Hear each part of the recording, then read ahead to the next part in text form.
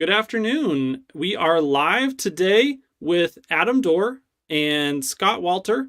I should say Dr. Adam Dorr. He is the Director of Research for RethinkX, which is an independent think tank that was co-founded by Tony Seba. Many of you know exactly who that is. And so Tony is Adam's boss. And then we have Scott Walter once again of Visual Components, also Dr. Scott Walter. And we're going to have a conversation today about technology, humanity, and the future of the environment. And it's going to be a great conversation. I'm excited. Adam has written a book recently called Brighter that is a fantastic book. I highly recommend. There's a link on to the Amazon listing for that book here in the description of this video. And so we're gonna have a discussion about that book, some of the concepts in that book today, and I'm really looking forward to the conversation. So, Adam, can you give us just a brief intro to the concepts in the book and why you wrote it in the first place? Yeah, sure. Well, hey, listen, Hans, thanks so much first for inviting me and having me here. And Scott, it's great here to be here with you. Thank you so much, you guys. The simple pitch for the book, the simple story is that there is data, there is a growing body of evidence that shows that we ought to be optimistic about our future, and especially about the future of the environment. In fact, the data and the evidence show that there's never been greater cause to be optimistic about the future of the environment. And it's because we are standing on the cusp of technology disruptions in not one, but four fundamental sectors of the global economy simultaneously. We're on the cusp of disruptions of energy, transportation, food, and labor, all at the same time. And what those new technologies driving those disruptions are going to do is they are going to make it possible to solve environmental problems that up until now have seemed totally overwhelming. Problems like climate change. And this is an unorthodox view. And I think the reason why is that technology disruption is not yet widely understood among the scientific community, the policymaking community, and the general public. And so my motivation for writing Brighter, for writing the book, was to communicate this message. It's not about having an optimistic attitude, it's about the data. And so when we look at the data around the technologies that are driving those four disruptions, we see all of the signs that we've seen in literally dozens of historical technology disruptions. We see costs of the key technologies falling fast and falling consistently and predictably. We see adoption of the new technologies growing following a predictable and consistent pattern, the same pattern we see throughout history, the S curve. That, I think it's the S curve that's on the front of the book. That S curve has applied, it's the pattern of disruption that has applied throughout history. It applied to Neolithic arrowheads thousands of years ago. It has applied to technologies as different as car tires are from digital cameras, as different as fabric dyes are from carpenter's nails, and literally dozens of other examples. And so we're now, when we look at the data, we see exactly the same signs, exactly the same patterns in solar, wind, and batteries for energy. We see them for batteries and electric vehicles, and soon autonomous driving in the transportation sector. We see them for precision fermentation and cellular agriculture in the food sector. And we see those same signs for AI, robotics, and automation in the labor sector. And so the signs are all there, clear as a bell.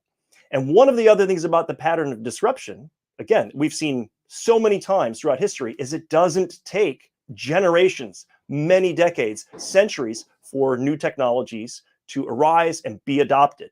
The S curve doesn't take 100 years to go through. It only takes about 15 years. That's what we've seen again and again and again. So just one quick example, or let's do two, because these will be familiar to most people. Digital cameras, right? The first consumer digital camera that most people could afford became available around 1995.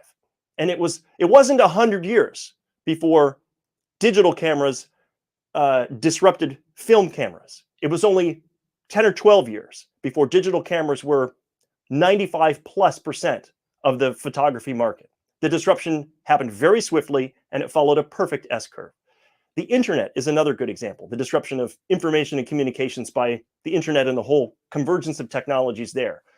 The first website, the first browser that the general public had access to, Mosaic, roundabout late 92, early 1993.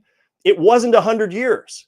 It wasn't 50 years. It wasn't 30 years before the internet matured into its recognizably modern form.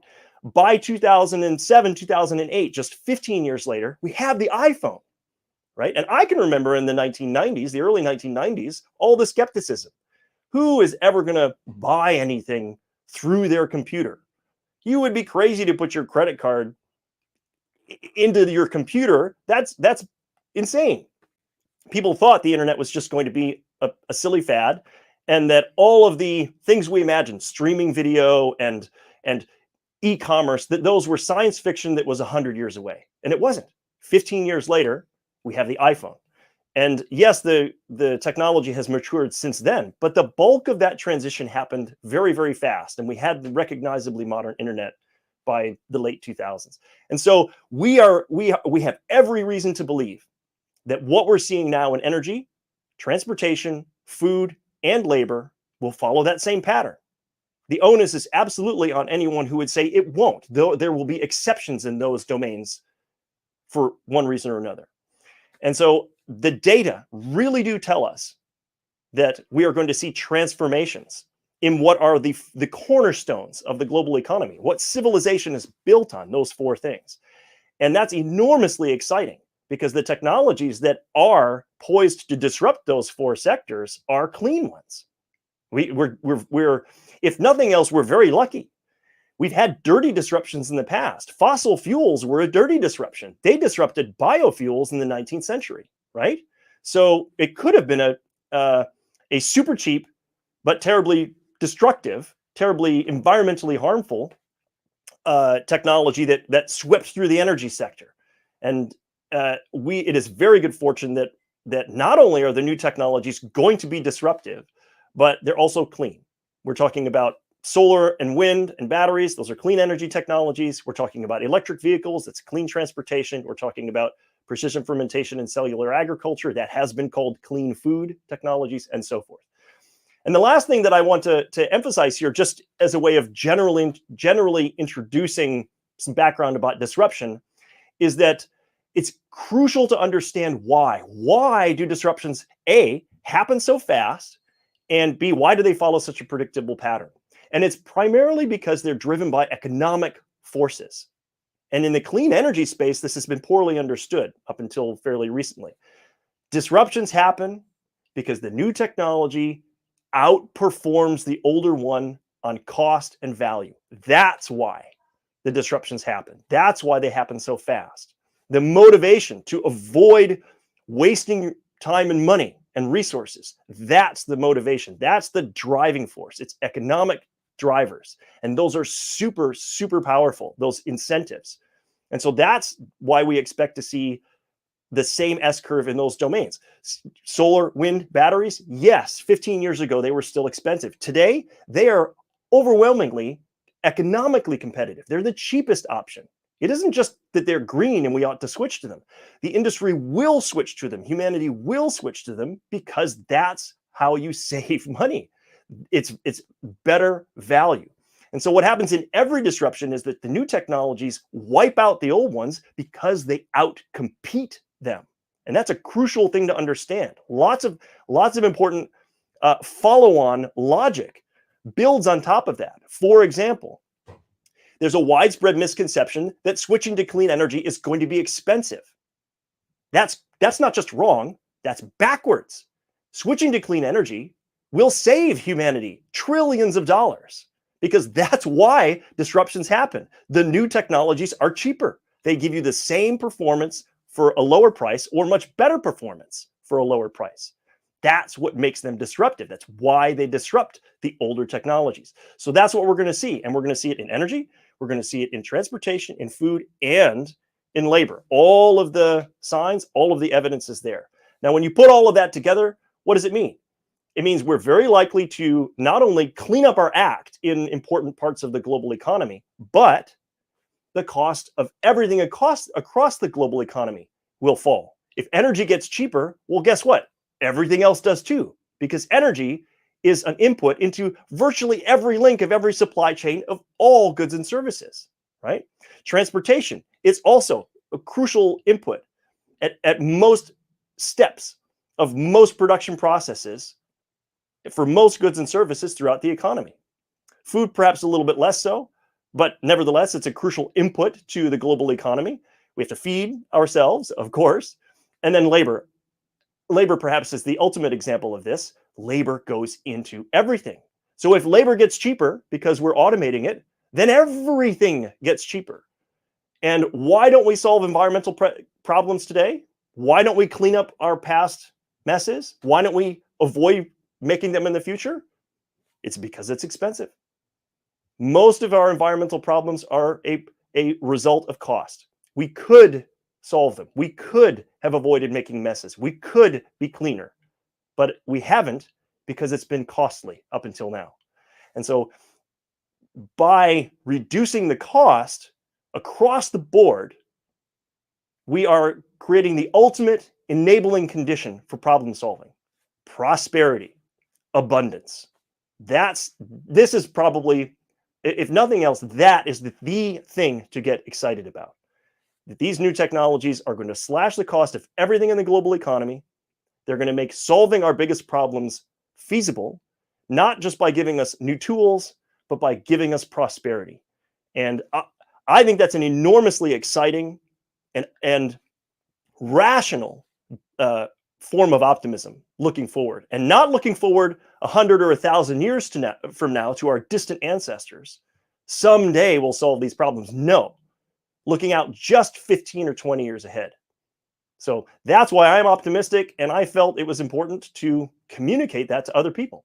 So that's what the book is all about, honestly. And a big part of our research, from my research team, has been showing the details of exactly how these disruptions work, what their dynamics are, and how to plan and make good decisions around that knowledge. So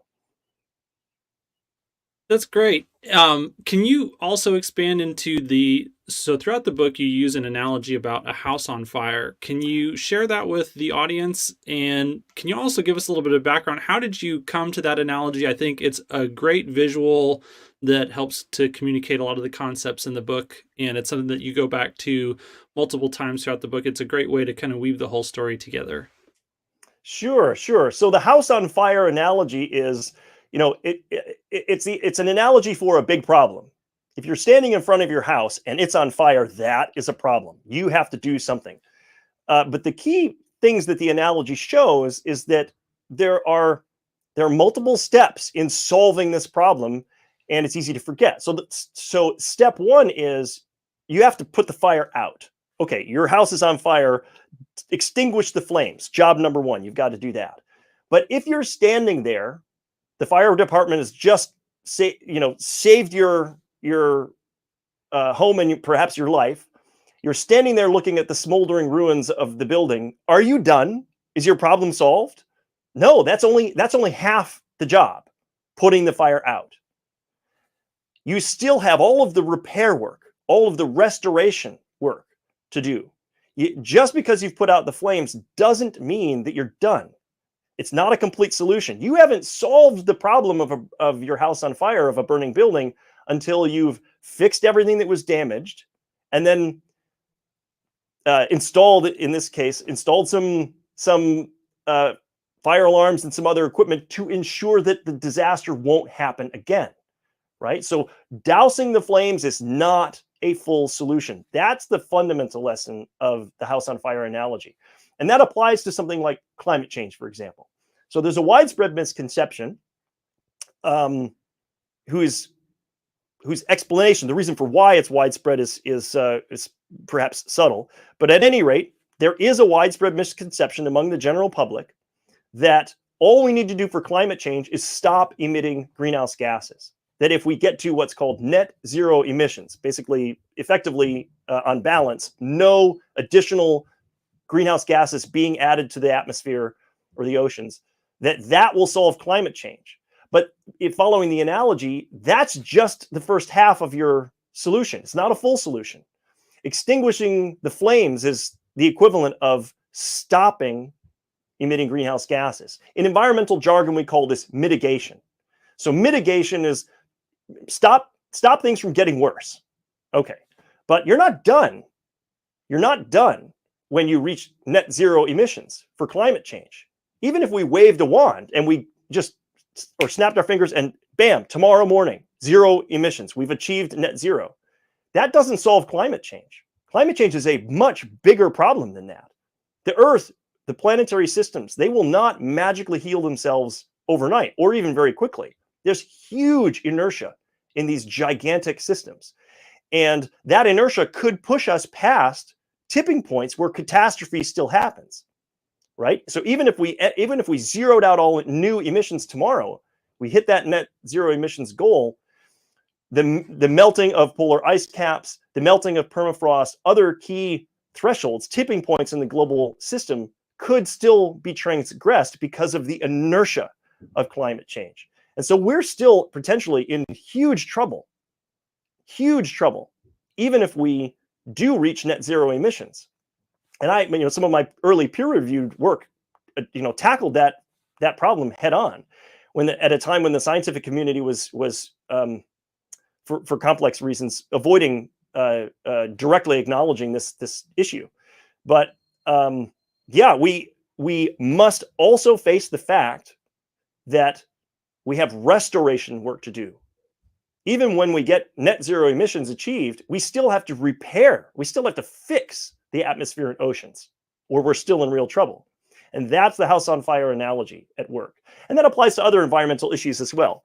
Now, the thing that's a little bit confusing there perhaps is that living systems they are resilient, they are robust, they do heal, they heal themselves. The question is, will they heal fast enough without our proactive intervention to assist them? And in many instances, the answer is no. They won't heal fast enough. They might recover over thousands or tens of thousands of years, but that's not good enough. That's not a real solution. We can do better. We have to do better, and we will be able to do better with the help of these new technologies.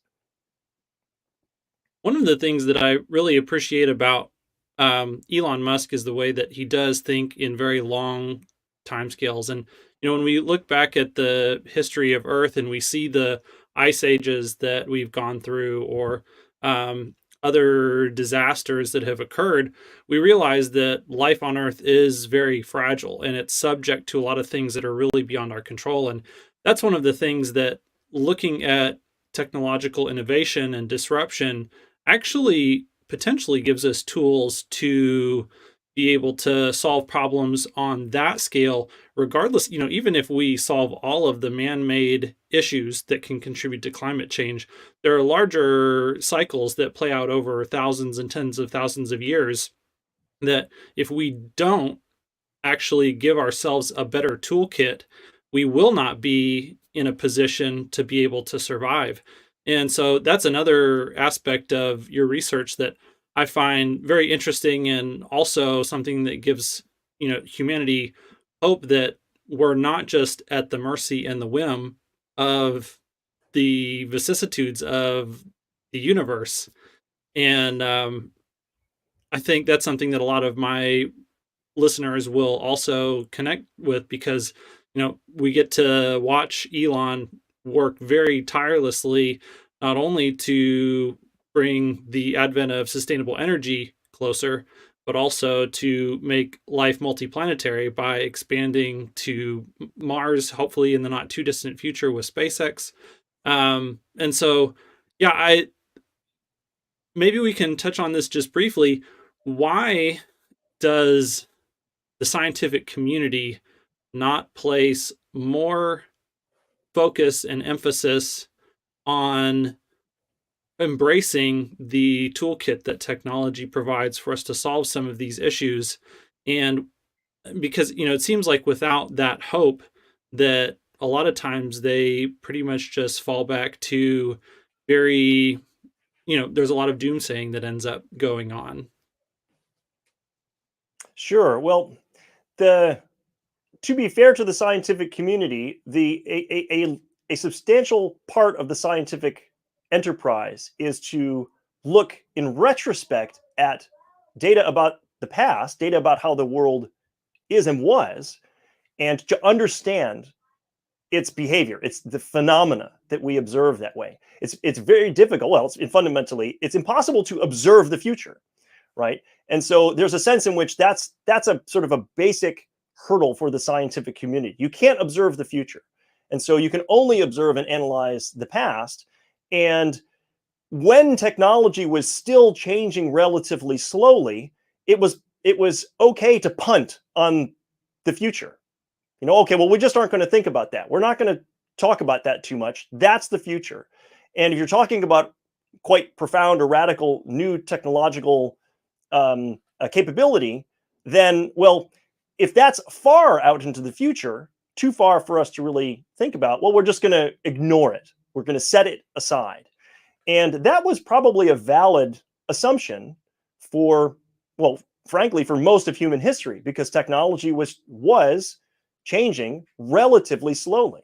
The things, if you go back 100 years or 500 years or 1,000 years, the difference from one generation to the next technologically was relatively small. In some ways, it was just so slow that it might not have even been noticeable. But we're now in an era where that's no longer the case, where you cannot ignore the technological change that is going to occur. And we also understand enough about the dynamics of technological change. Namely, we can see this pattern of disruption and anticipate some of its characteristics. We can make claims. We can make accurate predictions about the future. And so it's gotten to the point where we can no longer ignore the elephant in the room. We can no longer ignore technological advance as a key factor in understanding both our current and our near-term future as a civilization and as a planet, the planet as a whole. So both human systems and natural systems. And so I think that probably explains at least part of why it up until now, the orthodoxy has not been to take for the scientific community to not take technological progress as seriously as it needs to. Now, hopefully that will change. Things are moving so fast now that it's just you're no longer able to pretend that it's like the old days. These technologies are here and they are changing at a breakneck pace, and we can all see it, we can all feel it, and it's simply no longer a credible position to ignore that change. So I think things are they're shifting in the right direction there. I would also say that just speaking to your earlier point, that the idea that humanity can utilize these tools to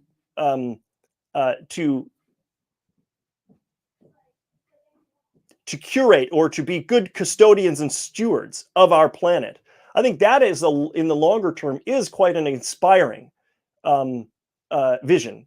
And there you could have some interesting philosophical debate about how much humanity ought to intervene in the natural world. That's a perfectly valid debate to have. Should we let the Earth just move through its natural geological, its natural climate, its natural ecological cycles that take place over very, very long spans of time?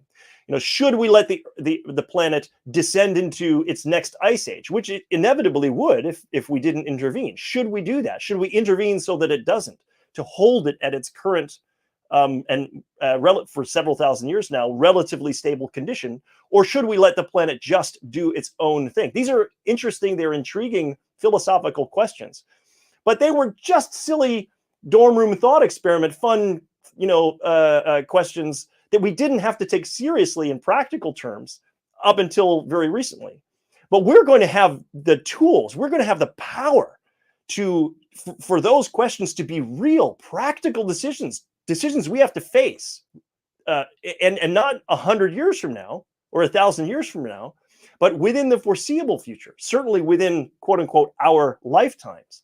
And so we're shifting from the domain of intriguing philosophical thought experiment where we're just sort of philosophizing from the armchair, but there's no stakes, to a situation where, no, you know what, we're going to have so much technological capability, so much power, that we need to confront those questions. We need to answer those questions. And it's that's going to be a fascinating and well, on every level, it's going to be a fascinating challenge for humanity to face. It's going to be a fascinating process to observe and participate in, but it's coming. That's absolutely certain. And if history has shown us anything, it's that humanity's security is precarious, and at the very least, we need to be mindful in the way that you mentioned SpaceX is about securing humanity's future. And so I think it's fairly obvious we need to use some of the power that technology will grant us to ensure that humanity has a bright future, that we do survive, that we do prosper, that we do thrive. So we'll have to balance those needs against our other ethical obligations to the rest of the biosphere, to the rest of the living world. But I think we can navigate that challenging path forward, and we're going to be able to do it in ways that people haven't really thought seriously about up until now. Let me just give one example, and then I'll stop blathering. One example is that the food disruption, the new food technologies, they are very likely to disrupt animal agriculture in general, writ large. And animal agriculture has an enormous footprint on the land area of the planet. About 25% of all habitable land on Earth is dedicated to raising or feeding animals. And the disruption of that industry, even if it's not total, even if it's not complete, disrupting any fraction of something, of a system that big, with a footprint on the landscape that big, is staggeringly large. Our team's research suggests that if 80% of the land used for animal agriculture were freed up by these new food technologies, that would be an area the size of the United States, China, and Australia combined. That's the amount of land we're talking about. Well, think of the opportunity for conservation, for preservation, for rewilding, if we have a staggering amount of land freed up from one use that we could repurpose. Now, this is something that, for example, that most environmentalists, most environmental scientists have never dreamed that we would have an opportunity that enormously large for those things, for conservation, preservation, and rewilding. That exceeds the wildest imaginations and dreams of most of the environmental community. And yet, if you understand technology and disruption, it becomes clear that is what's in the offing. And so that's something to be hugely excited about. So this is not, armchair philosophizing. This is coming, and it's coming soon, not 100 years from now, within the next 2 decades. So may you live in exciting times, that ancient challenge, right? Yeah. So hi, Adam.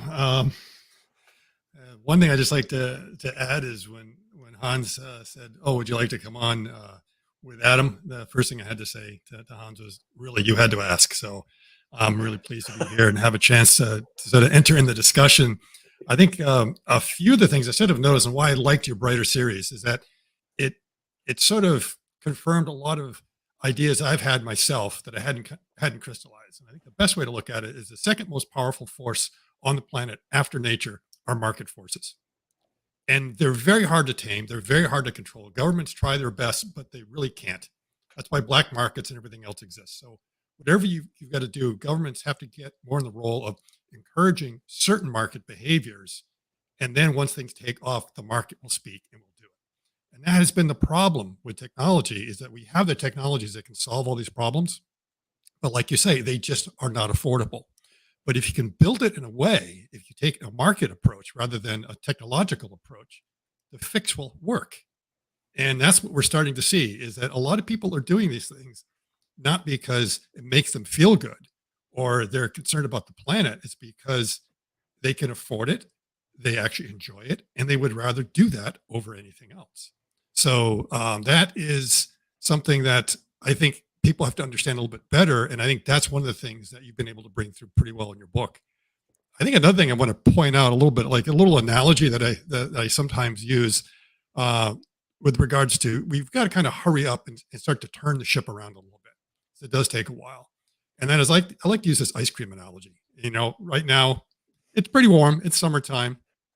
And if you go to Kroger right now, they might have like a 2-to-1 special on your favorite pint of ice cream. So you're going dashing out and you can buy that. And by the time you bring it home, you forgot to bring the cooling bag with you. You bring it home and it's been pretty hot. It took you a half an hour. You're a little bit concerned that that ice cream, that pint of ice cream you got may have melted. And so one of them you shove in the freezer right away. And the other one you open it up to check that it's okay. And of course, you start going around there with the spoon. You notice it's melted a little bit around the outside. But as you start digging in, it starts getting harder and harder, and you're kind of relieved, like, oh, good, the ice cream didn't melt. And then, you polish that bad boy off there, and it was your favorite flavor, and you're thinking about the one that's been sitting over there in the freezer for the past 20 minutes, and you say, I'm going to go open it up and eat that one too. And you open it up, and it's nice and hard on the outside. It's like, great, it rehardened. But then a strange thing happens. The more you get in towards the center, the softer and softer it gets. It's kind of this weird conundrum. And that is because you are getting this signal, this thermal signal that we've been blasting at these glaciers for close to 100 years now of what the outside temperature is. And that signal is slowly, slowly propagating in. And as soon as we make that pint of ice cream cold on the outside, that signal of it being in the car for half an hour is still racing on in there. And it's trying to play catch up. And that's a little bit harder because the center is a lot smaller than the outside. So your surface area is going down. And that's why I say we got to hurry up, because we can start cooling things down, but the glaciers are starting to melt in the middle. And we've got to do something now. And so part of it is the technology fix. And then the other thing is, let's go ahead and get the market forces, because that's the only way we'll be able to move ahead. And I'll kind of leave it at that. I have plenty of questions for you regarding just like the 5 fundamental sectors that I'd like to question you on. I don't know if Hans wants to jump in first. Okay, so I did my homework and re-looked at a lot of the RethinkX videos, sort of talking about the 5 foundational sectors that make up a system. And I listened to it on a walk, and I was trying to prepare and make sure I understood all those things. And they are energy, they are transport, information, food, and materials. And the first thing that popped in my head, so wait a minute, there's one missing. Where's manufacturing? And then I re-listened to it, and I understand it's like, oh, those are the 5 fundamental sectors of the production system. Okay, so those 5 things, I guess, make up the production system that we have to look at. But still, I was thinking, like, well, okay, we've got 5 sectors in there, but is there a 6th one? Is there a 7th one? If you go back in human history, were there always 5? I mean, at some, was there like 2 or 3, and then like another one kind of slip in there, and it start to expand? Because if you go all the way back to when we were in the trees, and, I mean, because you can apply this if you go back to Egyptian times, you can definitely see where the energy came from, where the transport came from, information, food, and materials. That's all there. But you go way back when we were still up in the trees. What was the energy? We didn't have energy. What was the transport? We just had our feet. Information. Maybe there's a little bit of signs, and a little bit of language was forming. That was about it. Food. Well, we weren't hunter-gatherers yet. We more or less were foragers. Whatever was available, we just kind of ate it and consumed it at that point. So we didn't really have a food sector. In materials, there was nothing. Unless you were the chimpanzees that were eating the ants and you figured out how to put a twig down there and get a tool, there was like no materials. But at some point, something started to change. So the energy, I guess the original energy was fire. We figured out how to get fire. At some point, the wheel came along. Okay. So now transportation got a little bit better. Language began to improve. Food, we started to go from foraging to now hunter-gatherer, which meant by gathering, we were planning to the future with the idea of like, we're going to get more stuff for a rainy day or for the next day or for the cold that allowed us to move. And of course, the materials would have been, coming up with flint, making spearheads. And of course, with the spearheads, whoop, now we can start hunting, because before we were probably more gatherers before we were hunters, because we needed the tools to do it. So I'm starting to look in that production system and figuring out, you talked about labor as being one of them. And which sector does it fit into? Is that more the information, or is it tools, or is it something else? Because when I look at manufacturing, we look at the resources that are involved. And when we talk about resources, it's not just labor. It's kind of but in a similar pool. We'll have labor. We'll have machines that are doing the processes. We'll have some sort of transport mechanisms like AGVs are moving around in the robots. And so those are the resources we have to bring to bear within a factory. And then, of course, the other resources you may be talking about are the things that you dig out of the ground, but that's a completely different tale. So to turn it over to you, I'm wondering, are we looking at the possibility that we could be adding a sixth sector in there?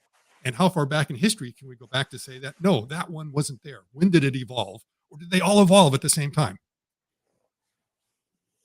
Yeah, that's a fascinating question. And yeah, it's a extraordinary framing as well to distinguish manufacturing. That is worth thinking about. Labor writ large, labor as in the general sweeping sense, perhaps encompasses modes of production, of which manufacturing is perhaps one. But certainly in the modern context, and by modern, I should probably say anatomically modern humans. So in the ecological and the geological sense, very recently, we have been manufacturing our tools, and it isn't the only thing that we use labor to do, but it is really quite a fundamental. It is quite a fundamental cornerstone. It's a building block upon which the rest of the system rests, or at least is connected. And so I think that, yeah, this is a really interesting way to look at manufacturing, not just in sort of its contemporary, here's a factory and here are the processes that are occurring there.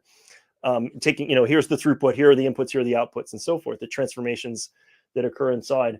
But thinking about it in the slightly more abstract sense that gives it an arc through human history and even into human prehistory. I honestly had not really considered that expansive view of the idea of manufacturing before. So anyway, I'm sorry. This is I love conversations like this. It's fantastic. It gets me thinking in ways that are new. So my team has looked at the production system, the historical one, especially Tony Seba and the other co-founder of RethinkX, James Arbid, the two of them, and their book, Rethinking Humanity, really does lay out an analysis of humanity's history and production systems and the organizing system that coordinates production. But manufacturing specifically is something that you could crystallize out from that larger idea of production. And I think there are going to be insights to capture there, especially now. Of course, as you can imagine, one of the reasons why we're turning around and looking in the rearview mirror, turning around and looking retrospectively at our own history in a new way. And this is a new way for me, at least, to start thinking about this. We're doing that precisely because we know we're standing at a point where that's going to transform going forward. Namely, it's going to transform as a result of artificial intelligence and robotics and the automation that allows. That's really interesting. This will be the kind of point where I will have not so many answers and tons of questions. But at any rate, yes, I guess I have to say, at least initially, that I agree there absolutely could be a way to look at manufacturing as a foundational sector, and that disruption, well, it certainly looks to my eye to be imminent, but that would be where I would turn it into a question. Is manufacturing going to be disrupted in a fundamental level by AI, automation, robotics? To my eye, that seems like an inevitability. But I would love to get, again, Scott, you're the expert as far as manufacturing goes. Absolutely. What are your thoughts on that? How do you see the manufacturing sector being affected by these new technologies, and not just AI and robotics, but ultra cheap, near zero marginal cost clean energy as well? near zero marginal cost transportation and other machinery. I mean, cars and trucks aren't the only robots on wheels. There are other machines, and they're all going to be electrified by the same forces that are electrifying road transportation. Food technologies are perhaps a little more indirectly connected, but certainly energy and transportation are directly connected right into the heart of manufacturing. So how do you see all of that fitting together? Oh, it's rather interesting, which is why it's going to change, because I was trying to break all of them down into those 5 fundamental sectors. And the first thing I was going to say, well, wait a minute. We are known as the tool makers. That's really what humanity is all about. So I was trying to figure out where the tools fit in there. There was no sector for tools. I said, well, wait a minute. Maybe the tools are materials and information. So we go out and we find, Flintstone, but it's just lying around. But at some point, we figure out how to take that material and to chip it to turn it into spearheads. So that's the information that we start passing around. So I was starting to think, well, maybe that's where a lot of them are, because you were talking about the 4 disruptions that are coming. One of them is in labor, but I wasn't sure where you pigeonhole labor in there. Whether, again, is it something to do with information, or should it be its own sector on its own? Because, I'm wearing the Optimist T-shirt because I'm kind of known as, the Optimist guy around here. And I was trying to figure out, where does that fit in there? And clearly it's a lot about information. And with the robotics, you need to have all those things. You do need the energy that's going to run the bot, and try to figure out how to do that efficiently, be able to do the transporting, which is like just learning to walk turns out to be pretty hard. And then the information, you absolutely need the brain that goes along with it. And certainly the materials. So material science is going to produce these neat materials that are going to be needed to make the robots work better. Because eventually we're going to have to get hands that are very dexterous. It's a little bit of a material science problem. Certainly, the tendons that we're using, everyone's using Kevlar, which we know is a remarkable material. Why are we using that instead of piano strings? Well, because piano strings stretch. We want something that doesn't stretch and doesn't wear out. And so there's like a lot of reasons you need these materials to be able to give you that performance that you're looking for. And then, so from the standpoint of manufacturing, what I've been doing for almost 4 decades now is helping companies plan their factories. How many robots are they going to need? How close do the robots have to be? What's the end of arm tooling going to look like? How are they going to program all those things to make it easier? It's an information problem. So they're constantly trying to answer these questions and plan and plan and plan and plan. And it gets to be pretty tedious. And everyone keeps on asking, well, how many do I need? How fast do I have to run anything? What's the throughput going to be? That's where information AI can revolutionize that. And suddenly the manufacturing footprint gets a lot smaller. Plus, we get 3D printing. And I was trying to figure out, where does 3D printing go in there? Is that like an information material problem? Because 3D printing is partially getting the right material, and the information is like this cleverness of figuring out how to actually print these things out. So maybe those are the sectors that fit in there. But manufacturing overall, one of the things I found was like a really interesting fact, things you learned on the internet, that one of Volkswagen's largest money makers turns out to be food. There's Volkswagen sausages for the factories, the cantinas in the factories, because you've got to feed the workers. Right. So they're looking at how to revolutionize the food, because you got to feed the workers somehow. So we can't exclude that. And of course, the US, when they look at the amount of manufacturing we have, McDonald's and Burger King are considered part of our manufacturing base. And don't poo-poo it. I mean, it's what goes on in those fast food restaurants is actually very clever. And if you ever saw the movie, which was Michael Keaton, I think was the founder. And if you looked at the McDonald's brothers and what they did back in 1950, they tried to plan exactly what the kitchen was going to look like. They went out to a tennis court with chalk, and they were putting everything down, and they had the workers running around, and they planned that whole thing. And I'm there, I'm laughing. It's like, that was the world's first Kaizen event. Right there on the tennis court. It was absolutely brilliant, because they were trying to figure out how to actually make it efficient. So yes, we are very good in manufacturing in more ways than we understand. And it's not just about automotive plants, but also looking at revolutions everywhere, because food is a form of manufacturing. How do you get it? How do you distribute it? So yes, big changes that are going to happen everywhere. And again, I'm trying to think about those foundational sectors, and how these eruptions we're seeing, where are they happening? Because you talked about, I guess, 4. You said labor was 1, energy, transportation, and information. And certainly I see, and food. Was that 5? So we have the 5 in there. Well, I talk about 4 in my book, and then the RethinkX team and Tony and Jamie have they Right. talk about information and materials as additional sectors, but my team has not done a disruption analysis work on information or materials yet. Stay tuned, but Yes. not yet. The three Yes. that we've done the work on, the actual analyses on, are energy, transportation, and food. And then I included labor as a general disruption category because I simply could not ignore it in Right. my book. But the ones where we've done analyses and where the data are crystal clear, and the work that we did produces a compelling picture, is those three: energy, transport, and food. And then Yes. in our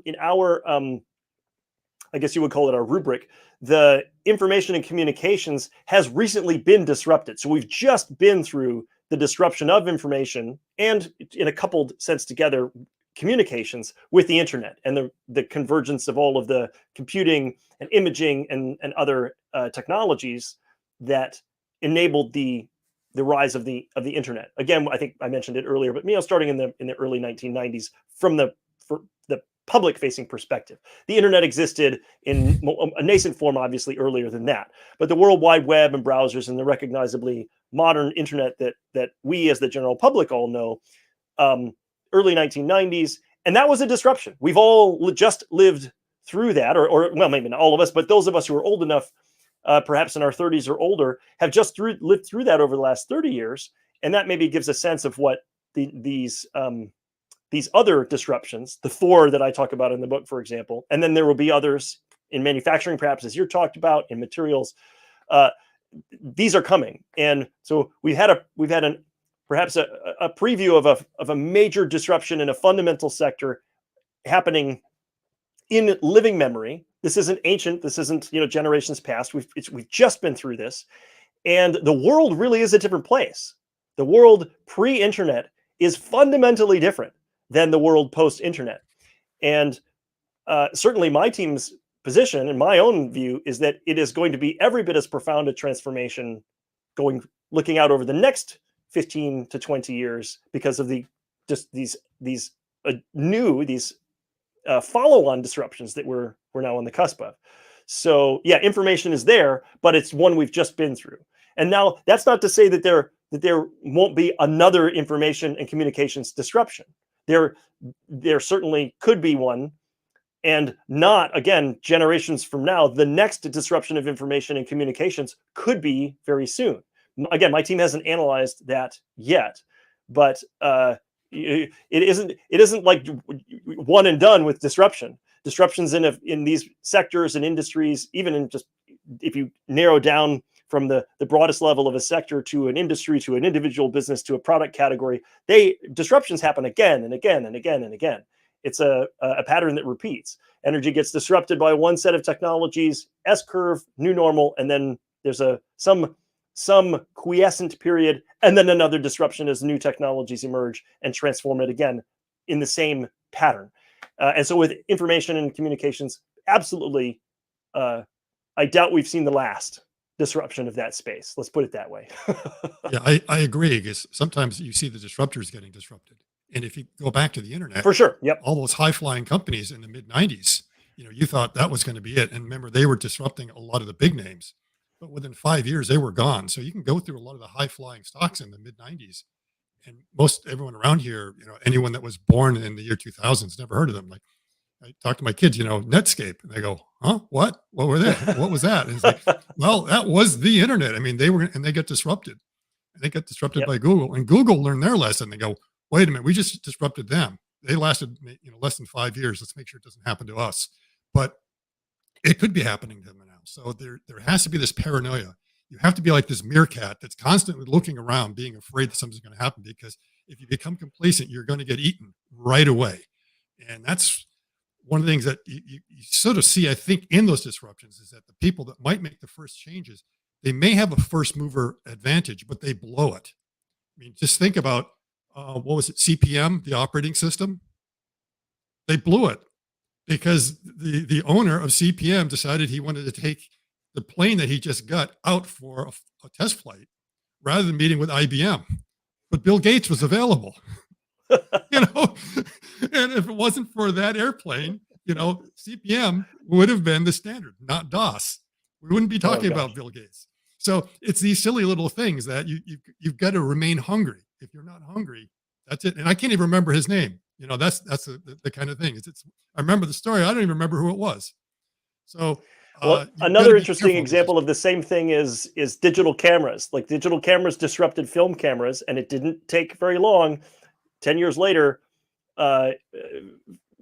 film photography was relegated to a tiny niche market, a single-digit percentage, and all the rest was digital. But smartphones came right on the heels of the original dedicated digital camera. I mean, an electronics device, and all it did was take digital pictures. Those devices didn't last very long, and they're virtually gone now because of smartphones. And so right on the heels of the first digital disruption of imaging, of photography, came the smartphone. And so, yes, you're absolutely correct. And I like that mentality. The way you phrased it, the need for innovators to stay hungry. And of course, this is the classic innovator's dilemma that Clayton Christensen so eloquently wrote about and explained. That if you're an incumbent, unfortunately, your incentives are usually misaligned with the kinds of actions you need to take in order to stay hungry and stay innovative. And so that's always a challenge for the successful. If you are the winning innovator in one disruption, you naturally find yourself the incumbent target for the next disruption. So how much of the research that y'all have done into disruption is informed by the work by Clayton Christensen and others? And, is there any feedback that goes between you? And it seems like ARK Invest is another one of those groups of people that spends a lot of time doing research in this area as well. Like, can you give us a little bit of a landscape of what is the disruption research space? Who are all the players? And then how does information kind of flow back and forth between all of them? Well, I mean, there are open channels of communication between all of the knowledge producers in this space. So the nonprofit organizations and think tanks, the investment houses and the consultancies, and of course the academic scientific community. So there's open flow of information between all of these different players in this space, and we all use our own different sets of tools. Some of those are sort of custom toolkits. Some of them are in the academic community. There are different homes in the different academic disciplines that use different terminology, for example, to talk about similar ideas. So the business and finance community looks at disruption through one lens and with one set of tools, and the other parts of the social sciences will talk about disruption and technology with a different set of tools.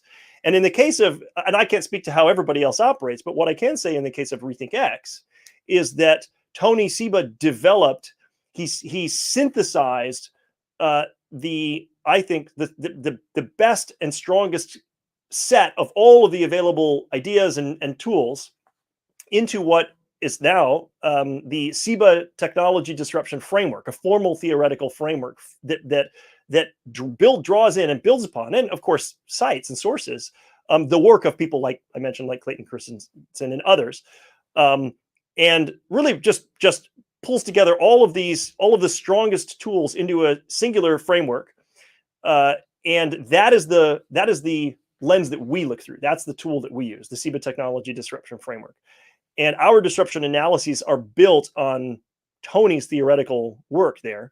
And so we have this combination of a strong theoretical framework and a large now and growing body, a corpus of empirical data, and which comprises data of all kinds and case studies that go back throughout human history.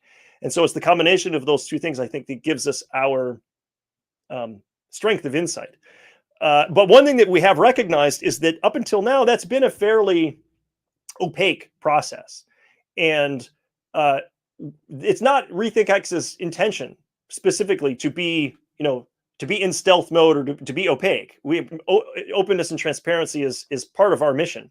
And so one of the projects that we're working on that I'm actually very excited about is developing the Seba technology disruption framework as a tool kit for others to use. And so by the end of this year, at least this is our current timeline for this project, we will be publishing formal material about that framework and how to use it, how to make use of it. And we hope that that will be really valuable to again, the key constituencies that we're trying to reach and empower. We're trying to reach makers and the policymaking community. We're trying to reach civic leaders. We're trying to reach entrepreneurs and innovators and investors. And of course, we also want the general public to be able to avail itself of these, the crowd and open source to be able to avail itself of these tools. So those things are coming. And then the last thing that I'm personally quite excited about is we will be publishing a peer-reviewed treatment of the Seba technology disruption framework. And that can be a longer process, but the scientific community, as you may know, you mentioned, Hans, early on in this conversation, the scientific community and some of the limitations of and challenges of the peer-reviewed process, which of course has its strengths as well. Well, one of its challenges and limitations is that the scientific community has not been able to cite the work of RethinkX and the theoretical basis of it because there hasn't been a peer-reviewed document, a peer-reviewed publication that showcases and explains and puts forth for scrutiny in the rigorous peer-reviewed manner about the Seba technology disruption framework. That's a necessary service that we have to make available. We have to enable the scientific community to be able to cite our work. And so we recognize that this has been a limitation up until now. And so I'm quite excited about formalizing that this theoretical framework and running it through peer review and then publishing it. And after we do that, then we will have those tools, our entire toolkit, available to everyone, to the entire planet. And we hope that that will be useful because, I mean, it's been the tool that's made our work possible. And I stand by our work. I think we've done fantastic work, and it's given us very strong insights. It's enabled us to make the sorts of predictions and forecasts over the last, going with Tony himself personally, 15 years back to his, some of his first publications on the clean energy disruption. It's made all of that possible, and we want that to be possible for others as well.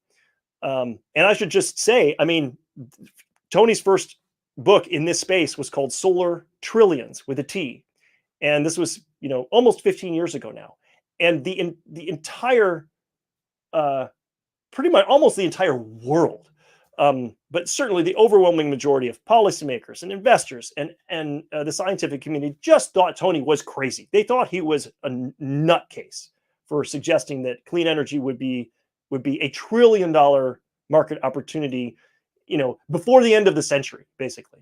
And here we are, right on the money. It's in the mid 2020s. This solar has become $1 trillion part of the global economy. So this is what you get with a solid theoretical understanding of the phenomena of disruption. And but we're not trying to hoard that. This is something that we want all of humanity to benefit from. So those things will be coming out of our team later this year, is the plan. So what kind of tools can people who are interested expect that y'all are making available? Obviously, having the peer-reviewed framework that Tony has developed is one of those things. But for people who are not scientists, what other types of tools are you looking to make available over time? Well, the two pieces, as I mentioned, are the theoretical framework, which is explanatory. Here's how things fit together. Here are the key concepts to understand when you're trying to analyze disruption. And the other piece of it is the data. The other piece of it is the body of evidence. And so we have a very large repository now of data looking back historically at over 100 cases of disruption. And all of that will be shared. All of that will be available. At least that is the aspiration. I, of course, can't make promises about when, but that's the goal, is to make both the framework and the empirical data available. And we're excited to see what other people do with that, with those resources, with those tools. It's going to be, I mean, we can't do it. We have a small team. You can't do it all. Nobody can do it all themselves, right? That's crazy. Mm-hmm. And it would be hubristic to even try.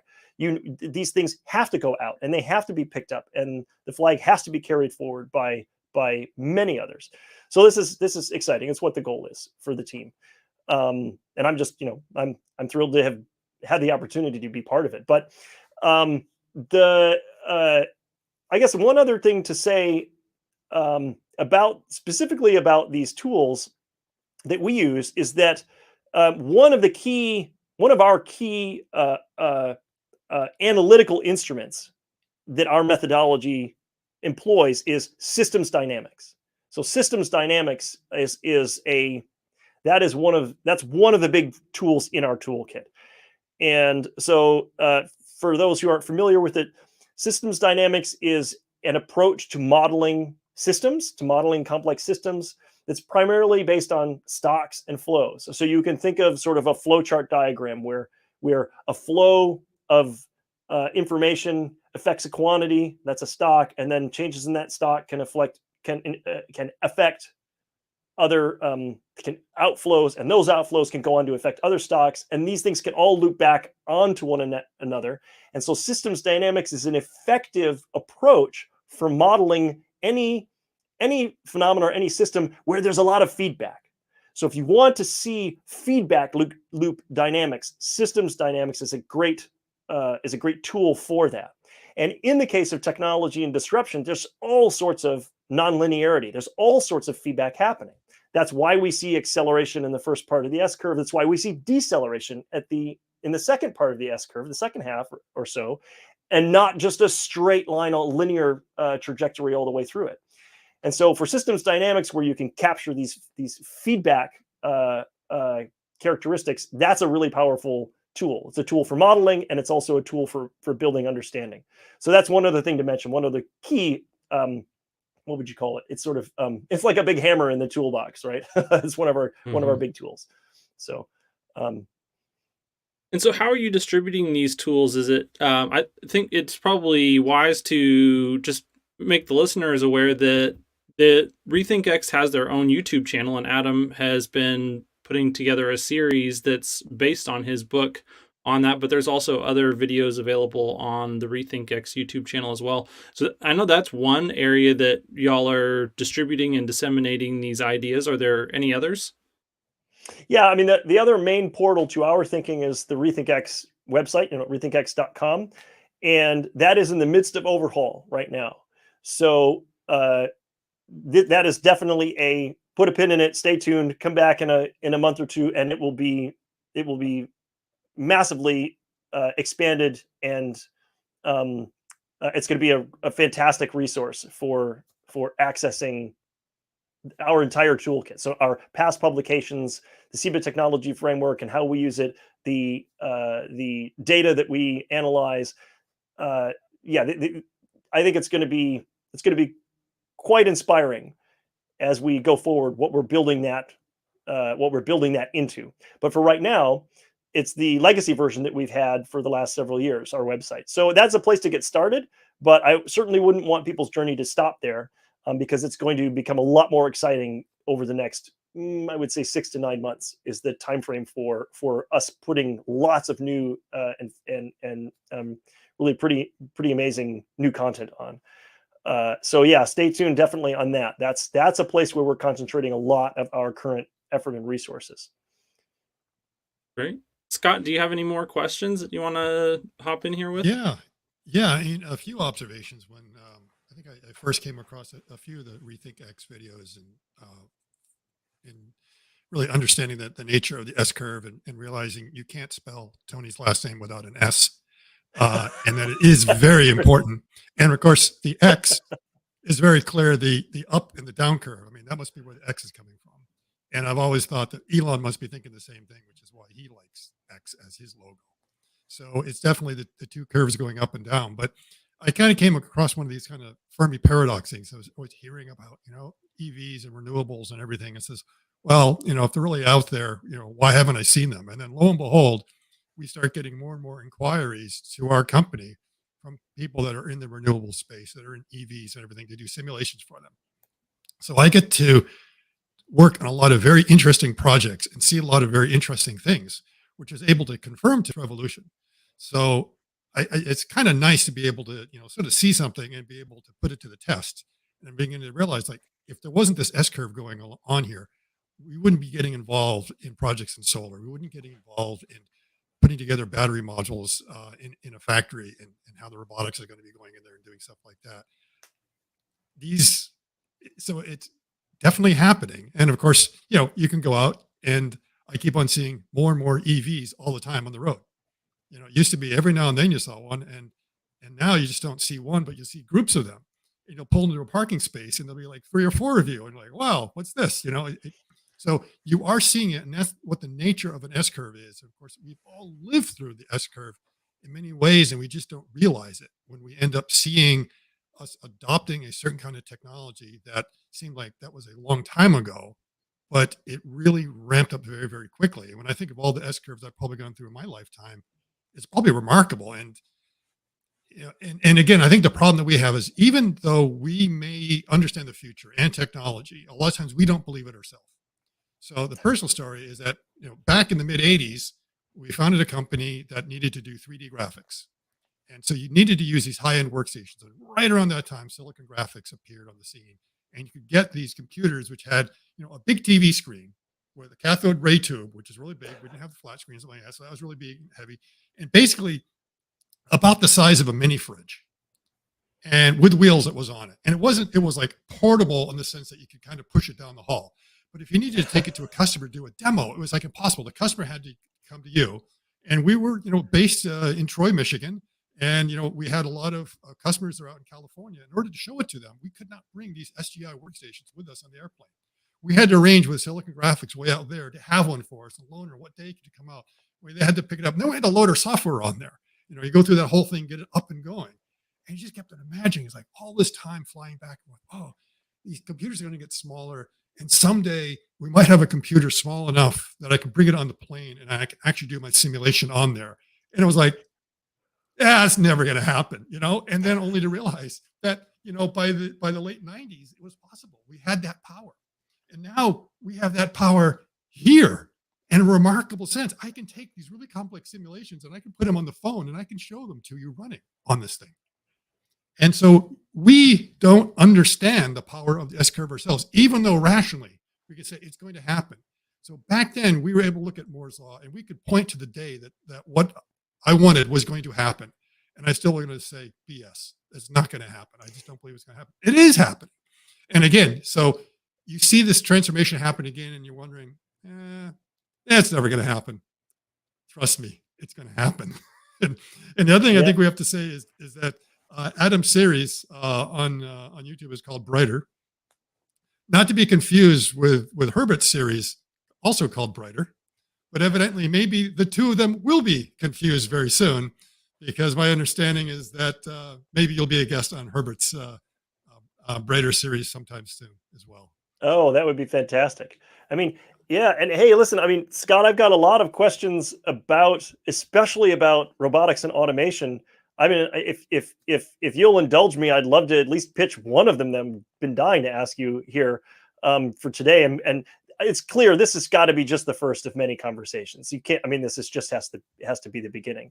But the one that I'm so keen to ask you is about how readily do you think the technology being developed by Tesla and Waymo and others for the autonomous driving technology, how readily do you think that ports over or maps onto general robotics? And the reason why I ask this is because, 8 or 9 years ago now, I wrote a blog post long before I was with RethinkX, where I conjectured, I imagined that that autonomous driving as a technology, primarily as a software technology, would be, I think I called it the pebble that triggers the automation avalanche. And what I imagined at that time was, if you could solve this enormously difficult problem of having a robot on wheels, a car or a truck or whatever vehicle, road vehicle, if you could solve the enormously difficult challenge of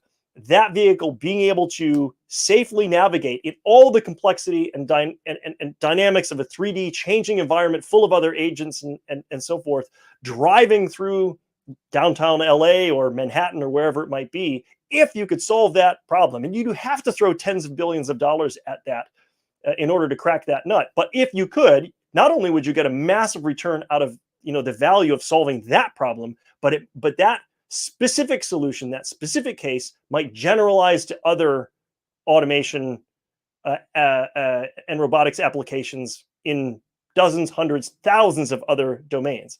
And what I'm wondering is, what do you think? Is that reasonable? Do you think it is the autonomous vehicle technology that Tesla, for example, is developing? Do you think that is going to map either easily or with some difficulty, whether it's copy paste or sort of take the same architecture but retrain the whole thing from the ground up? Do you think that's gonna, Tesla's FSD is going to be the brains that's inside the Optimus robot? Is it going to be the case that the solution that's being developed on the roads is going to map into all of the solutions inside our factories and inside our other production, whether it's a restaurant or a retail outfit or whatever it is?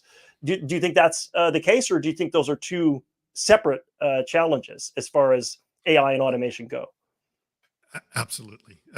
Absolutely. I've been waiting for this, because the problem we've been trying to solve for the past 40 years is to help engineers to be able to program the robots to do the task that they want. Now, Optimus is not going to replace the specialty robots. The specialty robots will always be there because they can do a particular task very, very fast.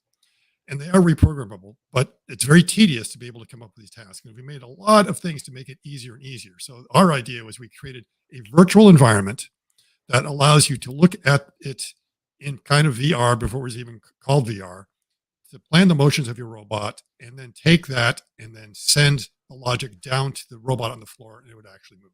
Because otherwise you had to go down to the floor to show the robot moving around, which meant you were taking the line down and everything else. And if you had to teach it a new part, then you had to stop production doing that. So you had a virtual way of doing it. And that's what they call robot offline programming. And it's always been my vision. When we first started out, I thought, it's like, what we're going to do is an absolute joke. I mean, they can't actually need this at all. And before we left our studies at Cornell to form the company, we met with one of the professors in computer science that we knew. His name is John Hopcroft. He's a legend out there in a lot of algorithms and compiler theory and everything else. And he was also sort of dabbling in the space. And this is like circa 1985. And he's like working on the problem, because he feels it should be that he should just take a pile of blocks and throw them in front of a robot. And he had like a Unimation Puma robot, and it should just be able to figure out what he wants to do. And we're just like, really? You can do that? We're just assuming that that's how it's going to be. And we were like, I had no idea how to do it, because we basically were going to have to teach the location to figure out where the block was and everything else. So it was very atomic what we had to do. And I thought it would be absolutely useless.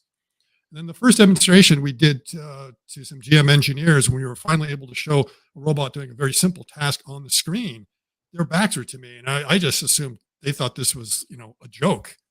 And it turned out they were just speechless. They couldn't believe what they were seeing, because they were trying to use GM Solid to do the same thing, and they couldn't get anywhere near to that. And I just kind of apologized. Says, it really should be that you just kind of point at it and it should automatically create the program. I'm sorry, we have to still teach it point by point. And they were like, you don't realize, Mr. Walter, but we were producing cars yesterday. We're producing cars today, and we're going to be producing them tomorrow. All I need is a tool to make sure the car I produce tomorrow is a little bit cheaper than the one I produced today. That's all they needed at that point. So then we began to realize that, well, this solution, the Hopcroft solution, is not something we could achieve at that time, because we didn't have the convergence of technologies. And now they're there. And it's just like that computer in a pocket I want to bring onto the airplane, that I can do all my work that doesn't require this big SGI. You're going to do it. So the brains is going to go into Optimus, is going to be going into KUKAs and the Fanics and everything else. There's no reason why not. So right now we put a work piece down in front of an arc welding robot, and we have to teach it every single weld. I want to throw it on down in front of the arc welding robot, and I want it to know exactly what to do, because that's exactly what an experienced human welder can do. You don't have to tell them what to do. Right. They look at that and they know where the welds are. They know what the best sequence is to be able to make sure you don't get deformation and welding or warping going on there. They know how much they have to put down. They know where they need to start it. They know all that stuff. So I really believe that's what's going to happen, is that the next generation, it's going to be, and the Germans call it Industry 4.0. It's kind of a part of that. This information that's going to be going on in the factories to make the factories far more intelligent, that they can almost automatically adapt themselves to whatever new parts and processes that they have to run through it. So, this is what I've been waiting for. I've been dreaming that this day is going to come, and now I'm seeing this convergence. And I'm hoping everyone else kind of sees that in the manufacturing space, that if you look at the robots that we have out on the floor today, they are not that much different than the ones I was working with in the mid 80s. They've made some improves in the motors, but the materials are almost the same. I mean, they tried to go carbon composite for a while. They went back to aluminum, they went from AC drives to now they have DC drives, slightly better encoders and everything. But kinematically, you look at them, they're about the same. So it's never been a problem with the mechanics. It's been a problem with the brains. It's a problem with the software. So AI is going to unleash a lot in that area. And we'll have to sit down and have a beer sometime. Yeah, sure. I mean, one of the things also, just one quick observation I'd love your take on, Scott, is again, I mentioned systems dynamics and feedback loops before, and one of the most powerful forces in the universe is reinforcing feedback, where there's recursion, where something accelerates itself in a cycle. And one of the clearest things that at least in my mind looks like it might be a possibility there is, if you can use the robotics, say for example, it's Optimus, the Tesla robot, but it could be others and many others. It's obviously not just them in this new space that's emerging. But let's imagine we're talking about Optimus. If you could use Optimus in Tesla's factories to manufacture their products and improve their products, and even better, manufacture Optimus, then you've got that recursive loop. Then you've got that feedback. Then you've got the flywheel spinning, and not just spinning, but accelerating. And I'm wondering whether you think, Tesla's talking about building, additional gigafactories beyond the ones that they've already got. And do you see the application of, for example, the Optimus happening inside Tesla itself as part of this acceleration, this engine of acceleration, and not just we'll make Optimus and then others will be able to utilize it in their manufacturing, in their factories, or maybe ultimately, for example, what we've dreamt of for generations since the Jetsons, the cartoon. You've got a robot assistants in the home that are helping with cooking and folding laundry or whatever else. But I'm wondering if one of the very first applications is going to be right inside Tesla's own facilities as an accelerator for refining and developing their processes, and then every advancement that they make, they benefit from, and so forth. I wonder what your take on that is. Oh, absolutely. So I think it comes from a couple of things. One is the production hell that Elon went through. So if I had a chance to ask Elon one question, it would be, where did the Optimus idea come from? Because it might be one of those things he read about in a sci-fi story as a kid, said someday. But at some point it was like, we're going to do this now. And it was probably the production hell they had in Fremont when they realized there are some things that the normal robots can do and some things they cannot. So it's this famous fluffer robot that's trying to do something that's flexible. And anyone in the manufacturing space would tell you, it's like, robots only work on really rigid things. You never want to do something that's flexible. It's going to be a disaster.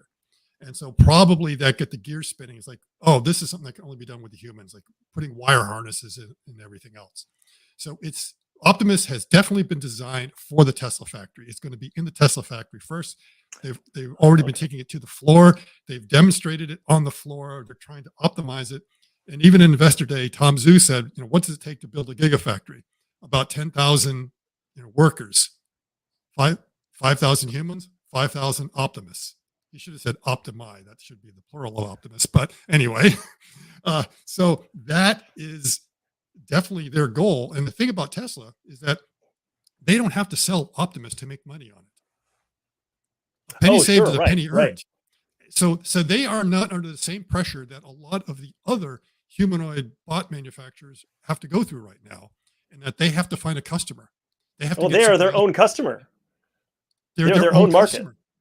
And I've already Right. figured out that if you look at the cost of labor, I mean, if you take an entry-level job at Tesla, $25 an hour, and if that one operation has to be manned for 3 shifts, 24/7, that one operation cost you, when you put FICA and everything else in there, over $200,000. Whoa. That one operation. And that operation might be just taking sheet metal and taking it out of a bin and putting it over here and loading it into a fixture. And there's examples of that. There's a video, this famous video of Tesla Shanghai showing an operator doing that, which is something I've been jumping up and down screaming about for over a year. Before Optimus came out, I already put together a video of what Optimus is going to do. And that is like these very simple jobs of just picking up very light material, bringing it over and loading it. Ironically, it's what I call feeding the kukas at the robot zoo. Where the KUKA is the brand of robot, and basically the robots are fenced off. And you have to feed them through these slots because you don't want them to come out and eat you alive like they would at the zoo, right?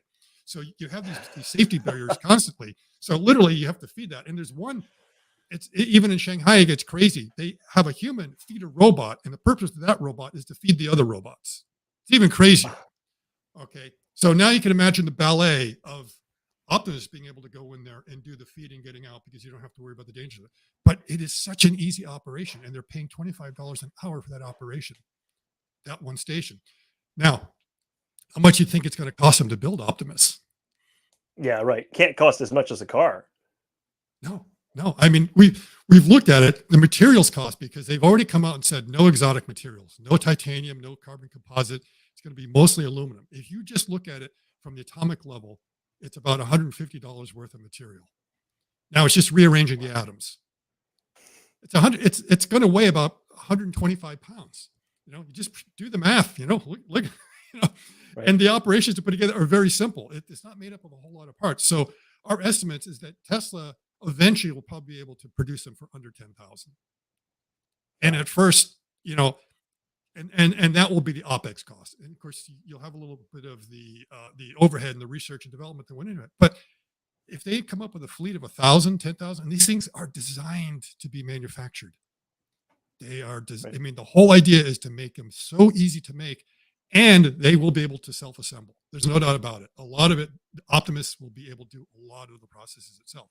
So now suddenly, and Tom Zhu said 5,000. So think 5,000, and they're saving you $200,000 a crack a year.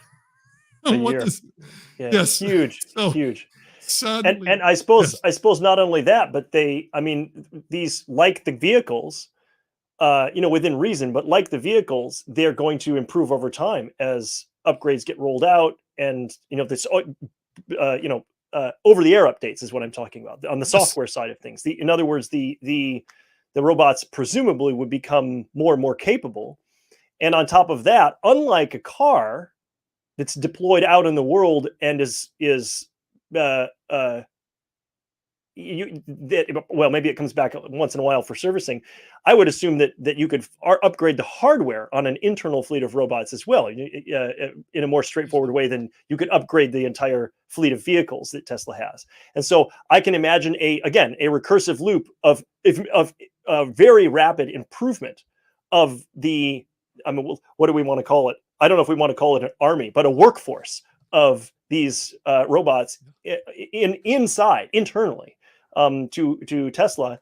And then what kind of advantage will that give them? Because anybody else who's competing with Tesla, for example, in manufacturing, whether it's in manufacturing vehicles or power walls or batteries or solar panels, if they don't have the benefit of that workforce, the Optimus workforce, what's their alternative? They have to buy those robots from somebody else, at the very least, right? And so it's anyway, it's a fascinating thing to imagine Tesla once again at the cutting edge and providing such an instructive, specific case of disrupting its various industries that it's engaged with. And again, I suspect that because of the recursion, because of the feedback loops, things are going to grow so much faster than is generally anticipated. I mean, I would imagine, and I could be wrong about this, but I would imagine that the general thinking, the general anticipation that it's going to be a decade or two before we see. Most people are expecting, well, it's going to be a decade or two before Tesla's crazy robot science fiction project is going to go anywhere and be of any use. And I think that's very, very unlikely. I think we could see explosive growth and application of that relatively quickly. I mean, not tomorrow and not next month, but certainly on the order of a few years and not, a decade or two. And if that is the first example, and we see the value of that in a real world example, then there will of course be a global scramble to emulate that, and then it's a race to the top, and we're off to the races as far as the disruption of labor in general goes that I talk about in the book. So I'm really looking at Optimus very carefully as the initial the first leap into this tremendous S curve that's ahead of us for automation of labor. Fascinating. Perhaps if we have a time to talk about, and another time, I would love to pick your brains about what the obstacles are, what the barriers are in the way of this, what things could act as brakes as opposed to accelerators on all of this, because I'm sure those are important to understand as well. But yeah, it's a tremendously exciting domain, and still something that I don't think very many policymakers and the general public are taking seriously. It's still, to my view, my read on the general situation is that this is just not taken seriously. It's a joke, or it's just silly science fiction stuff. And no, I think this is one of the biggest things that is happening right now, and that'll become very clear in hindsight a decade from now, for example. So. Yeah, and I did have a question. I wanted to go back to when you said that you were wondering if self-driving, fully autonomous driving was going to be the seed change that all of the other labor automation came out of. Was that a prediction that you thought that would be the first use case to be automated for mechanical reasons, or was that just an observation around the time of perhaps the DARPA challenge? I'm not sure exactly how far back you were wondering about this. Was that just something you were seeing happening and then wondering how that extrapolated, or were you actually expecting that autonomous driving was going to be the first application? My prediction, it was a prediction. It was a claim that autonomous vehicles would be the first killer app of the kind of automation, the kind of AI and automation that pop culture and science fiction had been imagining for a couple of generations. The Jetson style stuff, that cars that can drive themselves would be the first big example, and the main reason why being that the return on a car that can drive itself is absolutely gigantic. The market return, the return on investment. And so it would justify huge amounts of investment. Other applications wouldn't. A robot that can fold laundry would be hugely useful, but would you recoup, $500 billion of total global investment in developing that technology? Maybe not, but you could recoup that from robotaxis. And so I imagine that it was reasonable that it would be one of the first targets for real world practical artificial intelligence of that kind. Again, a car that can drive itself is just a robot. It's a robot on wheels. And so it was a prediction. And one of the things I originally suspected, it would have been 2015, maybe something like that, was that was the reason why Google, it wasn't Waymo at that time, why Google had entered the autonomous driving space. I mean, it seemed like such a strange, hard right turn out of nowhere, given where their primary domain and business was focused, search. Why on earth would Google do self-driving cars? And I thought, well, if whoever develops the specific solution, and it's software and AI, it's a software company. It's the software that's been the limiting factor for robotics for forever.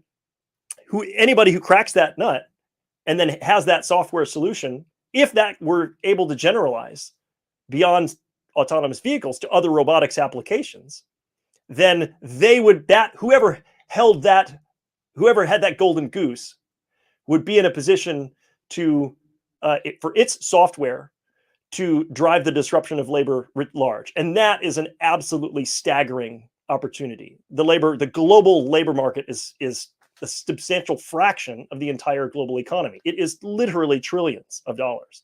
And so I thought that was the play, was invest in solving self-driving first. That justifies the huge upfront investment it will take to solve that problem. And then you will be the first mover there, will be in the best position to own via licensing or whatever else the rest of the automation and the disruption of labor. I did not at that time at all expect that it would be Tesla, because that was very early days. It seemed like Google was the software company that might lead, and of course Waymo still exists, and they're still one of the prominent players there.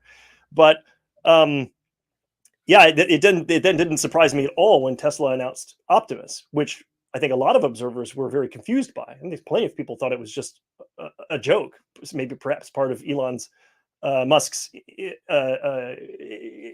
sort of a little bit eccentric sense of humor, for example. Who knows? People struggled to interpret this, but it was really right in line with what I had originally predicted, which was, yeah, whoever first owns the solution to AVs is going to be in a position to own a substantial fraction of the world's labor market. And that's just that's staggering. That's just enormous. It dwarfs most other opportunities. So yeah, and here we are, and maybe we're beginning to see some of that. So who knows? We give it another 5 years, and we'll have, I think, a much clearer sense of whether or not any of that was genuinely accurate prediction, or whether something completely different happens. But it does seem, based on what I've seen recently, the autonomous driving technologies are approaching what I would call level 4 in good conditions, and not just from Tesla, of course, but from other solution providers. So it feels like we're close to that. We're not 10 years away. It doesn't feel like to me, although others would disagree, of course. And the robotics are certainly real now in a way that 8 or 10 years ago, it still seemed like it was far off science fiction to many. So yeah, give it another 5 years, and it's going to feel very real. Right? I've got a prediction for you, Adam, and that is, everyone kind of wants to know, when is robotaxi going to first start making revenues for Tesla? And I've sort of put it more like, I believe Optimus is going to have the first effect on the margins, Tesla margins, before robotaxi. And you're kind of right. That was the play that everyone was supposed to do. And then when they did that play, suddenly they realized they have the technology to put it in a robot. But it's really difficult to get robotaxis out there because there are so many edge cases, so many real world edge cases. It will be a long time before it's out there. So what Tesla had to do was to have this beta program to get people like me to actually pay money for it, to become their beta testers. So that was the only way they were kind of able to fund it. But Optimus is the other way around. As we talked about, they probably won't sell it, and they might lease it at some point, but not to begin with. They're going to use it in the factories because it's going to save the money there. And right. I think the analogy is like the factory is the test track for Optimus. So there are also a lot of real world edge cases, but the number of edge cases in the factory is not that much, just like there's on the test track. So let's imagine that you've got, the test track for full self-driving, and you're just driving around that day after day, working on your edge cases there, and you're paying people to do that, but you're not actually doing anything with it. You're just, we're making it better, we're making it a little bit better, but we don't have all the, we can handle these edge cases because it's too dangerous to release in the wild. But Optimus, you can just put it in the factory, and it's not just going around the test track, it's actually doing real work. It's actually saving you money. That's why I say it's going to actually help the margins before you're able to do it with FSD.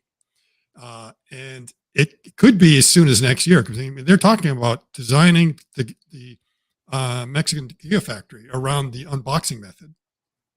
And that the whole idea of that design is to make it easier for optimists to do it. So the irony is that our robots now are doing tasks that humans can't. You just can't go in there and do a one-to-one swap. The idea of optimists is to be able to swap out the humans. It should always be one-to-one. So if you don't have a human laborer available, the optimist should be able to come in and do it. But it's also going to work the other way around, that the laborer can do optimist's job. And actually, it will probably be easier for a human to do the job than optimists, because it's going to be designed to make sure it's really easy. We're not going to make it extremely difficult. If you've ever seen what it looks like to put wire harnesses into a car on assembly line, you know that's difficult. And trust me, you are not going to see people who are in their 50s doing that. It's for people who are much younger, much more spry and flexible to be able to get in there every day to be able to do that. It almost takes a contortionist to do that. So you don't want to design a product that way. It has to be something that's very easy, because you don't have that kind of flexibility in Optimus for sure.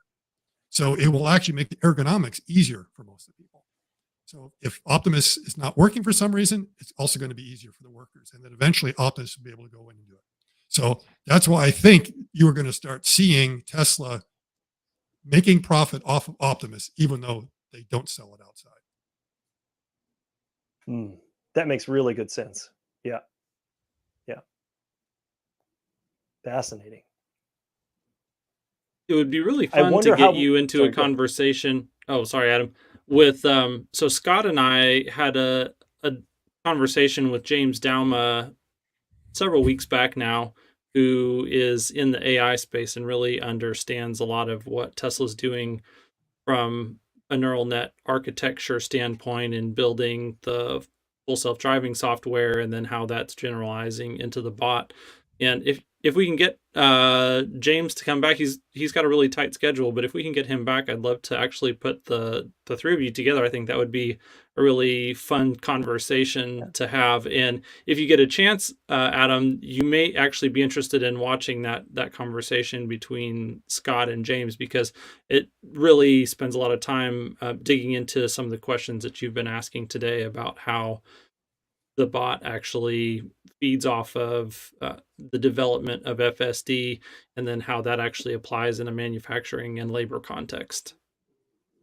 Yeah, that would be fantastic. I've got a question for Adam to throw back. Of either, I guess maybe of the 5 sectors, or if you want to look at like the 4 disruptions you're looking at, which one of those gets the least love? Because when I've seen Tony talk about it, sometimes he mentions all of them, and he talks a lot about some of them, and a couple of them he just mentions a few things and goes on. And I wonder if it's because the audience doesn't care, or there hasn't been enough work done in that area. So go ahead. Yeah, I would say that it's a combination of that we're at a different place, we're at a different point on the S curve, basically, for the disruptions. They're not all at exactly the same stage. Energy is the furthest along of the disruptions that we're talking about. Transportation is now just getting going. It's growing explosively, of course, but it's only just now becoming absolutely crystal clear. So, EVs are growing exponentially, and they have been, but it wasn't obvious that we were on the disruption S curve for electric vehicles until just the last few years. It's been clearer for solar for a few. So we could say that energy is maybe a couple of years, a few years ahead of transport, and transport in turn is a few years ahead of food.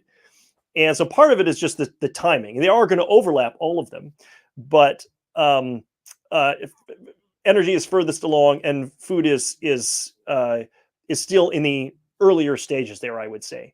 And so I would say that food is the one right now of the 3 that we've analyzed. Food is the one that we don't have the least amount of engagement on from policymakers and the general public. And I think most of that is just because it's earlier days. But then there are also some things about food that distinguish it from energy and transport. And that's namely that with food, we're instinctively more apprehensive. We're just, these are things, food is primal, and it's something we put inside our bodies. And so food is something that people are very, very much more concerned about and apprehensive about, and therefore skeptical about when it comes to disruption. Now, this is ironic because if you go into the grocery store and you look at a product, we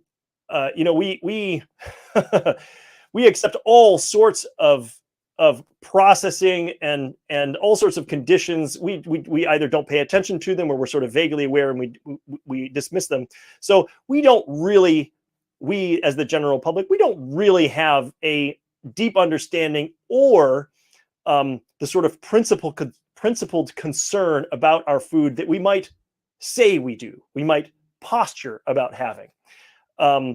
And so when we see more skepticism about these new food technologies, that's kind of on shaky ground. I mean, you're already eating some questionable stuff when you go into, like you said, Scott, when you go into Kroger, the supermarket aisles are full of things that are made with processes that we either, don't worry about, or we turn a blind eye to because they would make us squeamish if we saw how the sausage was really made, so to speak. So I think those are two reasons why the food disruption has gotten less attention than, for example, the energy and the transportation disruption so far. But again, fast forward just a little ways, 2, 3, 5 years, and we will be at a different place. We will be further up the S curve for food. There will be more products. They will be more affordable. There will be more general knowledge and therefore more general acceptance of precision fermentation, especially, and also cellular agriculture, those two different technologies. And I'll just very quickly, precision fermentation is the technology that combines precision biology and all of that biotech with the ancient technology of fermentation, from which we make beer, bread, cheese, wine, etc. Precision fermentation uses microbes, yeast, for example, to produce molecules that we desire, proteins or whatever else it might be. And so, for example, the heme molecule, it comes from soy plants, but you can reprogram yeast to produce it. And heme is the molecule that gives the Impossible Burger its very meaty and very convincing meat flavor. That's precision fermentation. Precision fermentation is used already in the making of most of the world's cheese. We no longer extract the rennet enzyme from the stomach of calves who are still nursing to curdle and process cheese, which was the age-old way it was done forever, up until just recently. But just in the last decade or thereabouts, most of the world's cheese has switched to using chymosin, the actual enzyme produced with precision fermentation, to make the cheese. So precision fermentation is already taking hold here. And cellular agriculture is a different technology. That's what people think of as lab-grown meat. This is growing animal cells to produce tissue. So growing the animals without the animal. This is how you might produce a steak or a fish fillet or something like that, or chicken nuggets in a petri dish in the laboratory. And cellular agriculture is its own separate technology. Those are running parallel streams, and precision fermentation, my team thinks, is going to be the bigger disruptor. But they're both involved, and most disruptions are a convergence, not just one, but a convergence of several technologies. And so the food disruption gets a bit less love. There's a little less awareness. It's not as far along, and there's more skepticism about it. But it will be every bit as profound, and it will also be hugely impactful environmentally, just like every bit as important as the energy and the transportation disruptions. So it's definitely something worth paying attention to and being excited about as well. So food gets a little bit less love, probably deserves more, but wait a few years. You won't have to wait 20 or 30 or 50 years to see that technology mature. The disruption is coming, and it's coming soon. So before the end of this decade, precision fermentation and cellular agriculture will just be part of our lives. And we're already a little bit of the way there. I mean, you can go to Burger King right now and get an Impossible Whopper, right? So for all the skepticism there were, I would never eat that. I would never eat anything of that stuff made in wherever it's made. No way. Over my dead body. Yeah. Well, we heard all the same thing about you'll never use and you'll never buy anything through your computer in the early days of the internet. We heard all of that too. And then 15 years later, people were trading, millions of dollars of stock through their phone, through the internet, right? So it doesn't take long for new technologies to be embraced, adopted, and turned into the new normal. Well, and it may be important for skeptics to think about how we got to the food production system that we have.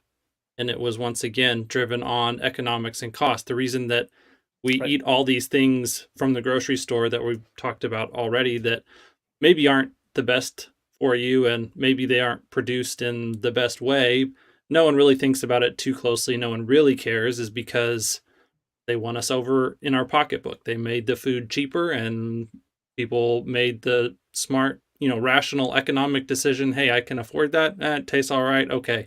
And, there wasn't a whole lot of critical thinking that necessarily went into it beyond that. And so as long as, cellular agriculture and precision fermentation win on the cost front, then it'll basically be the same story. Yeah, absolutely. And we have to remember, the world is a big place, and not just within our own country, the United States, North America, not just within the Anglosphere, not just within, the rich industrialized countries, but the entire global population. Across that entire population, the affordability is a hugely important consideration. So it really comes from quite a position, I would say, of privilege and entitlement to say, oh well, I would never eat that food, because it gives me the yuck factor there. Well, okay, and that, of course, everybody's it's welcome to their own position and opinion on that. But for literally billions of people, if you can obtain the same high quality, protein dense and nutritious food, and especially if it's produced in pristine laboratory or brewery style conditions, right, which are controlled and don't require inputs like massive amounts of antibiotics or pesticides or whatever else, if you can obtain that and it's a fraction of the cost, that's going to make a big difference in your life. And so I think the economic factor in decision making is, I think it's easy to underestimate how important that criteria is for people's decisions throughout much of the world where there's less prosperity than what we, fortunate and privileged folks in the rich industrialized nations, take for granted. And so that is reason to believe that when it gets going, the food disruption will take hold globally. This isn't just going to be a thing for, tech buffs and, sci-fi nerds who are excited about the new gadgetry. That's not what this is about at all. If you can get high quality protein diet for half or a quarter or a fifth or a tenth of the cost, that is going to be a huge difference in your life if you're impoverished today. And so I think that this is a crucial element of the picture to think about and to recognize. And one of the things that I'm so optimistic about, not just for food, but for the other technologies, is that by becoming cheaper, by becoming more affordable, these are massively powerful democratizing forces. They can go a huge distance to alleviating terrible inequities that have been in place for forever, for millennia. And that is something, the human element of it is something that we're getting very excited and being very optimistic about. That prosperity that these technologies promise to bring is it's absolutely profound. And we must not underestimate or underappreciate how important that is for so many people in the world who today do not have prosperity, do not have the kind of prosperity that is easy for we in the wealthier countries and the wealthier strata of the wealthiest countries to take for granted. So, that's very important to me personally, and important to my team as well. And we're again, stay tuned. We're going to be publishing some research on this over the next 6 to 12 months about the democratizing power of these and the human development power of these disruptions. I would love to have a discussion with you about those exact topics when you release that information. And I do know that today you've got a hard stop here in a little bit. And so I want to say that I really appreciate you spending the time having this discussion with Scott and I. And I thoroughly enjoyed it. I love the way that the conversation kind of meandered into some very interesting waters. If the audience would like to find more about your work, we've already spoken about you have a YouTube channel. There's the adamdorr.com, your personal website. There's the RethinkX website. Are there any other places that you'd like for people to find you? Oh, that's great. Just, the RethinkX, our website and social media, those are the places to find us and to reach out and get in touch with us to learn about our work. We're always looking for bright and fantastic new talent. We're growing. So I always want to take the opportunity to, push things from a recruiting standpoint too. So if you're interested in joining us or collaborating with us or working with us, then our doors are open, and we're easy to find online. So please don't be a stranger. Please reach out to us. And Hans, thank you so much for having me here. I really appreciate it. And I hope this is just the first of many. And Scott, fantastic conversation. It's only a toe in the water, right? It's only a toe in the water. There's so much more to think about and to cover. And you guys have given me great things to have to take away and take back to my team for us to think about already, especially on the manufacturing front. So thank you for that. So anyway, this has just been absolutely fantastic, and I really appreciate the opportunity. It was my pleasure. Absolutely. And thank you as well, Scott, for participating today and having great questions to bring to the table, and always appreciate the wealth of information and insight that you have from your experience as working really at the forefront of automating labor now as much as possible, at the forefront of what technology allowed for the past 3 and some change decades. So great. Well, I think we'll go ahead and end the broadcast here. We will pick this discussion up again at some point in the future, and I will post about that on Twitter, or you're subscribed to the YouTube channel, you should see it pop up there as well. And so we hope that everyone has a blessed day, and we'll see you next time. Take care, everyone. Bye now.